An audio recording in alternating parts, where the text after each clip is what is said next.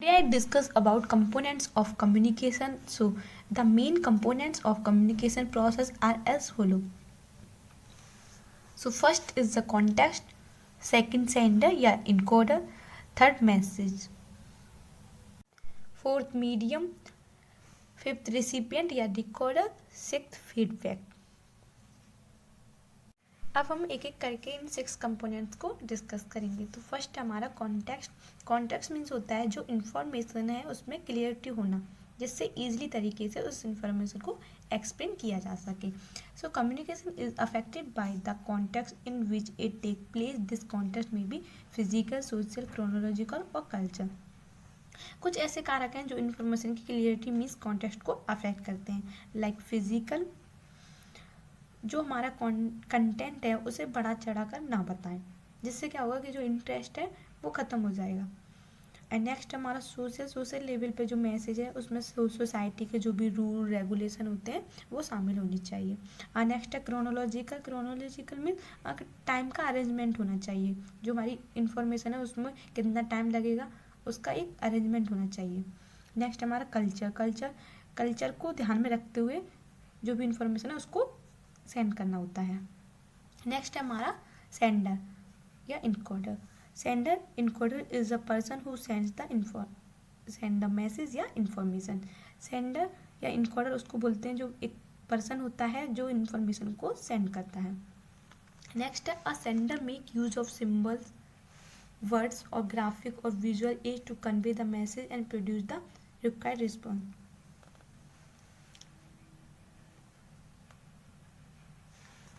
तो इसका मतलब होता है कि सेंडर इंफॉर्मेशन सेंड करते समय वेरियस एड्स यूज़ करता है जिससे इंफॉर्मेशन को अच्छे से एक्सप्लेन कर सके। Like visual aids, diagram draw करना, चार्ट पेपर का यूज़ करना, जिससे क्या होता है कि सेंडर को एक अच्छा रिस्पॉन्स मिल सके। नेक्स्ट हमारा third message is a key area that the sender want to communicate. Message means होता है लाइक इंफॉर्मेशन। सो मैसेज जो सेंडर है वो उसको मैसेज को क्या करना चाहता है, सेंड करना चाहता है। तो ये क्या है, की पॉइंट है। अब है हमारा fourth component medium is a means use to exchange transmit the message. The sender choose an appropriate medium for the transmitting the message else the message might not be convey to the desire recipient. Medium या channel means होता है किस माध्यम से sender information को send करना चाहता है। एक गुड कम्युनिकेशन के लिए सेंडर एक अच्छा एप्रोप्रिएट मीडियम चूज करेगा। नेक्स्ट है the choice of appropriate medium of communication is essential for making the message effective and correctly interpret by the recipient, जो कि मैसेज को एक इफेक्टिव वे से ट्रांसमिट कर सके रिसिपिएंट तक। Following medium are for communication and various medium को use करके हम कम्युनिकेशन प्रोसेस करते हैं। फॉर एग्जाम्पल, मैं भी इंफॉर्मेशन सेंड कर रही हूँ तो मैंने जो मीडियम चूज किया है वो है यूट्यूब एटसेट्रा। एंड नेक्स्ट हमारा फिफ्थ कंपोनेंट है हमारा रिसिपिएंट या decoder.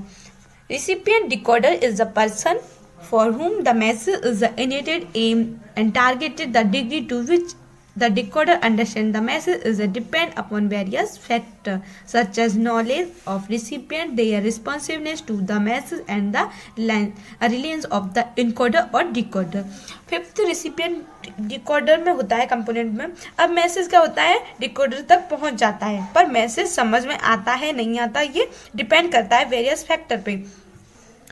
Such as knowledge of recipient, like message तो सेंडर ने अच्छे से एक्सप्लेन कर दिया, मीडियम भी उसने अच्छा चूज किया, बट रिसीवर के पास जो भी इंफॉर्मेशन गई है उससे रिलेटेड कोई भी प्रीवियस नॉलेज है, लाइक जो लैंग्वेज सेंड की जो लैंग्वेज यूज की है सेंडर ने वो उस लैंग्वेज को जानता है या नहीं जानता, ये एक फैक्टर है जिससे क्या होता है कि रिसीवर को जो इन्फॉर्मेशन है वो समझ में आएगी। अगर वो उससे रिलेटेड जो लैंग्वेज है उसमें यूज की है उसको आती होगी तो उसको मैसेज इजीली समझ में आ जाएगा।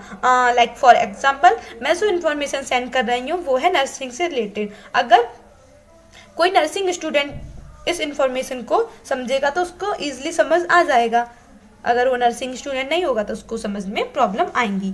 तो ये एक फैक्टर है जो जो डिकोडर होता है, रिसिपिएंट होता है, उसमें जो भी इंफॉर्मेशन है समझने में एक इफेक्ट डालता है। नेक्स्ट लास्ट कंपोनेंट है हमारा feedback.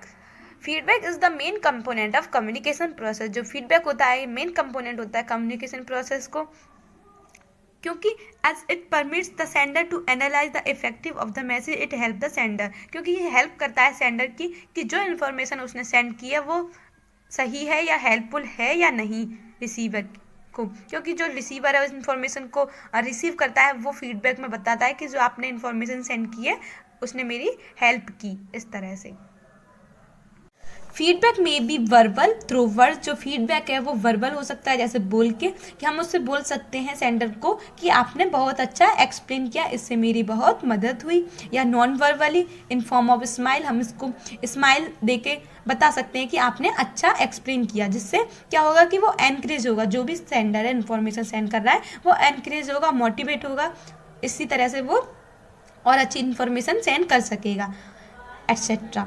It may take return from the also in form of reports. हम इसे उसे लिख के भी बता सकते हैं, जैसे थैंक यू बोल सकते हैं और उसको लिख के भी बता सकते हैं कि आपने अच्छा एक्सप्लेन किया एट्सेट्रा। Thank you.